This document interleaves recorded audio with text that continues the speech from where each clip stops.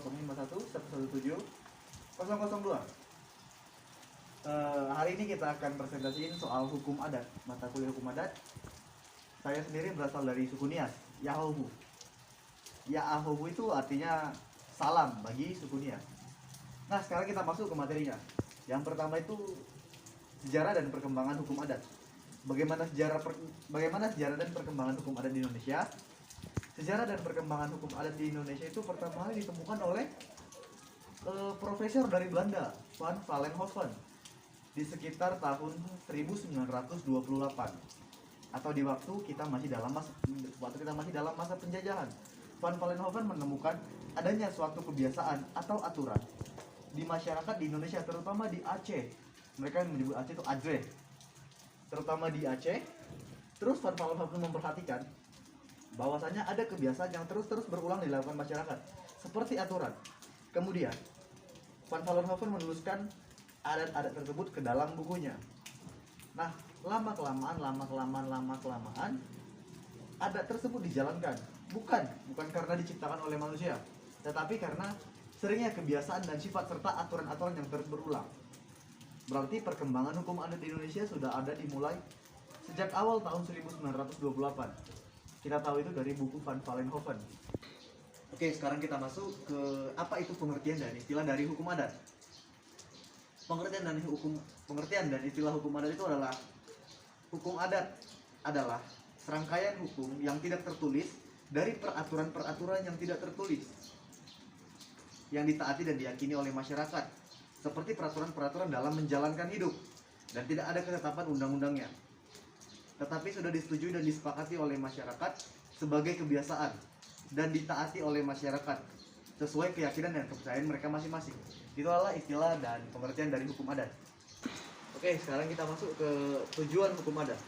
Apa sih sebenarnya tujuan hukum adat itu? Tujuan hukum adat bagi masyarakat. Tujuan hukum adat secara umum itu sebagai pedoman manusia atau sebagai pedoman masyarakat adat, sebagai pedoman masyarakat dalam menjalani hidup sesuai tingkah, perilaku, dan bersifat dalam menjalani kehidupan. Tujuan hukum adat, saya ulangi sekali lagi, adalah untuk menjadi pedoman dan tata cara untuk manusia berperilaku, bertingkah, dan bertindak dalam kehidupannya bermasyarakat. Ya. Oke, sekarang kita bahas tentang hukum adat sesuai domisili dan suku saya. Saya domisili asli di Medan, jadi di Medan udah banyak beragam suku yang menjalankan adat. Seperti sesuai suku saya, Nias. Hukum adat di Nias itu ada banyak, tapi salah satunya yang paling terkenal atau dikenal masyarakat umum itu lompat batu, biasa disebut dengan hombo batu. Lompat batu itu biasa dilakukan oleh laki-laki yang berumur 16 sampai 17 tahun, kemudian melompati batu untuk dinyatakan sebagai dewasa. Jadi contohnya gini, jika ada seorang anak laki-laki, baru bisa dikatakan sebagai sudah dewasa apabila dia sudah berhasil melakukan combo batu tersebut, atau dia melakukan lompat batu tersebut. Itu adalah kebiasaan adat di Nias dan masih ada sampai sekarang.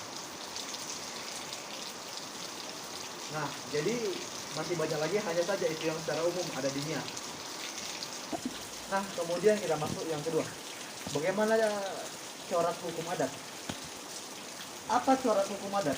Corak hukum adat yang pertama itu tradisional. Itu corak yang pertama. Corak yang kedua bersifat keagamaan. Corak yang ketiga bersifat kebersamaan. Corak yang keempat konkret dan visual. Corak yang kelima itu terbuka dan terbuka. Corak yang keenam itu tidak dikodifikasi.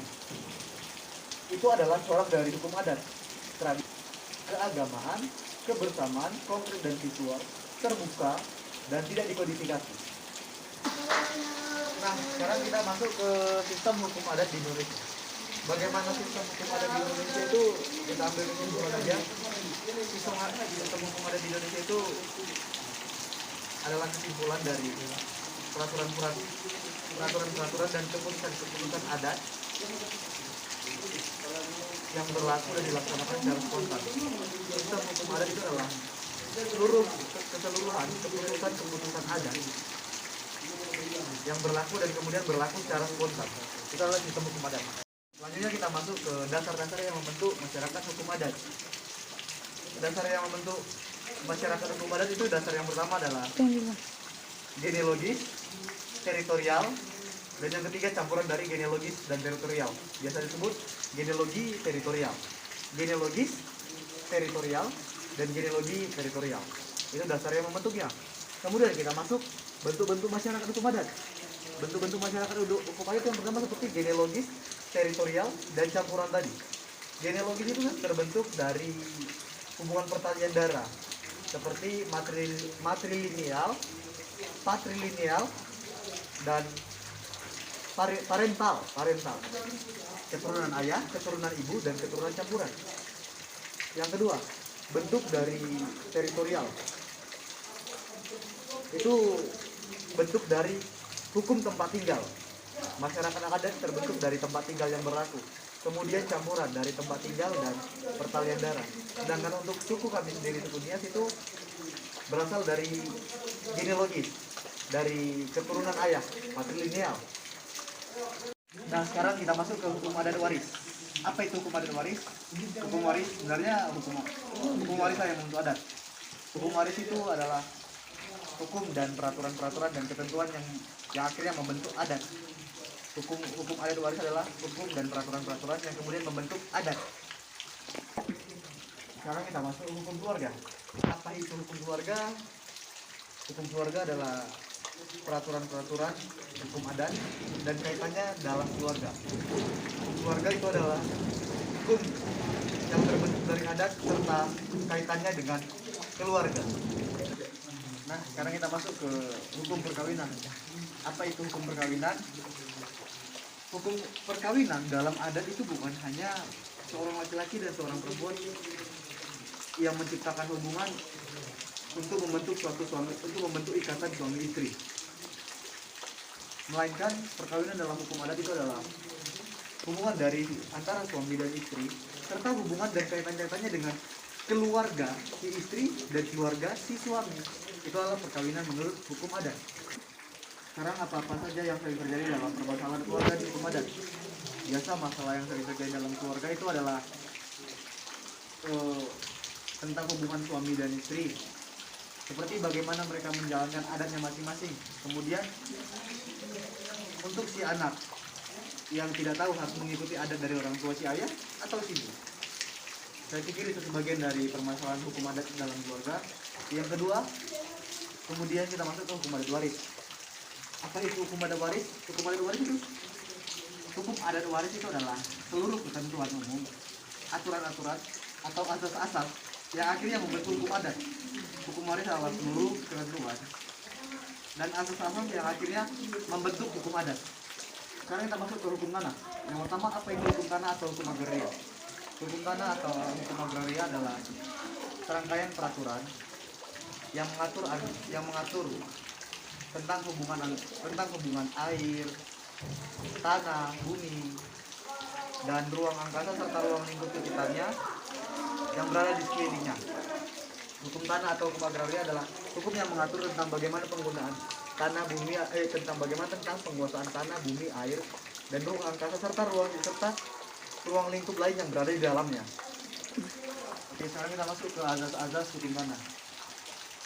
Apa aja azas hukum tanah? Azas yang pertama dianut dalam hukum tanah adalah azas kebangsaan.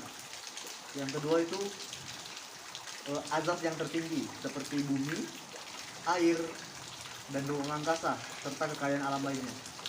Azas yang ketiga adalah azas yang untuk mementingkan kepentingan negara dan kepentingan bangsa. Azas yang pertama saya ulangi, azas kebangsaan. Azas yang kedua, azas yang tertinggi, air, bumi, dan ruang angkasa serta ruang lingkup lain di sekelilingnya. Yang ketiga adalah azas untuk mementingkan negara dan bangsa. Kemudian bagaimana hak milik bisa terjadi dalam hukum adat? Biasa itu coba kita ambil satu kesimpulan, itu tanah ulu layak. Bagaimana tanah ulu layak itu bisa terjadi? Biasa terjadi karena adanya sekumpulan masyarakat yang membuka suatu hutan. Kemudian mereka mengklaim bahwa tanah itu miliknya, tanah itu milik nenek moyangnya, tanah itu adalah tanah ulu layaknya, tanah adatnya. Jadi itulah hak milik yang bisa terjadi dalam hukum adat. Oke, kemudian apa-apa saja yang menjadi dasar Dasar hukum pertanahan. Apa-apa saja yang menjadi dasar hukum pertanahan. Sebenarnya yang paling inti dari dasar hukumnya itu Undang-Undang Nomor 5 Tahun 1960. Undang-Undang Nomor 5 Tahun 1960. Undang-Undang Nomor 5 Tahun 1960 itu berbunyi tentang hukum-hukum pokok-pokok agraria. Undang-Undang Nomor 5 Tahun 1965 dan berisi tentang pokok-pokok hukum agraria. Kemudian apa saja yang menjadi pokok-pokok kebijakan pertanahan? Ini termuat dalam isi pokok hukum agraria. Mereka memasuki asas-asas pokok dari hak pokok air, hak pokok tanah, dan ruang angkasa. Dan juga ada kaitannya ke hukum pidana. Apa itu hak guna usaha? Biasa disingkat HGU. Hak guna usaha itu adalah hak untuk menggunakan usaha yang dikuasai oleh negara. Oke, hak guna usaha adalah hak untuk mengusahakan tanah yang dikuasai oleh negara. Itu adalah hak guna usaha. Kemudian apa itu hak guna bangunan? HGB. Hak guna bangunan itu biasa berupa sertifikat. Hak guna bangunan itu berupa sertifikat, dan artinya hak guna bangunan itu adalah orang yang berhak mendirikan suatu bangunan di tanah yang bukan dimiliki oleh si pengguna bangunan. Orang yang berhak mendirikan suatu bangunan di tanah yang bukan miliknya. Kemudian apa itu hak pakai? Hak pakai adalah hak yang digunakan untuk menggunakan atau memungut hasil dari tanah yang dikuasai langsung oleh negara atau tanah milik orang lain. Hak pakai adalah hak untuk menggunakan atau memungut langsung hasil dari tanah yang dikuasai oleh negara atau tanah milik orang lain. Oke, hak. Sekarang kita masuk hak pengelolaan. Apa itu hak pengelolaan? Adalah hak mengelola yang diberikan dari negara, yang kewenangan pelaksanaannya sebagian dilimpahkan kepada pemegangnya. Oke, sekarang kita masuk ke hak milik rumah susun. Apa itu hak milik rumah susun? Itu suatu lembaga berdasarkan dari suatu lembaga yang memiliki hak kesatuan untuk memiliki hak kebendaan. Kesimpulannya adalah suatu lembaga yang memiliki hak atas suatu kesatuan dan menjadi hak miliknya secara kebendaan. Nah, sekarang kita masuk ke perkembangan hukum adat. Yang pertama, bagaimana masyarakat adat menuju ke arah bilateral. Bilateral. Sebenarnya kecenderungan yang bilateral itu nggak semua ya. Itu lebih ke arah kayak ke suku Jawa, suku Madura. Rata-rata itu di bagian Indonesia bagian Jawa, Madura dari Jawa. Itu mereka menganut sistem keturunan dari ayah dan ibu, atau bisa disebut dengan parental. Bagi saya itu sih maksudnya ke bilateral. Terus bagaimana perkembangan hukum adat dalam membantu sistem hukum nasional di Indonesia? Ya jelas, hukum adat itu membantu membentuk hukum agraria. Hukum adat itu membantu hukum agraria. Kemudian presentasi dari saya, apabila ada bahasa atau kata-kata yang kurang berkenan, mohon dimaafkan. Sekian dan terima kasih.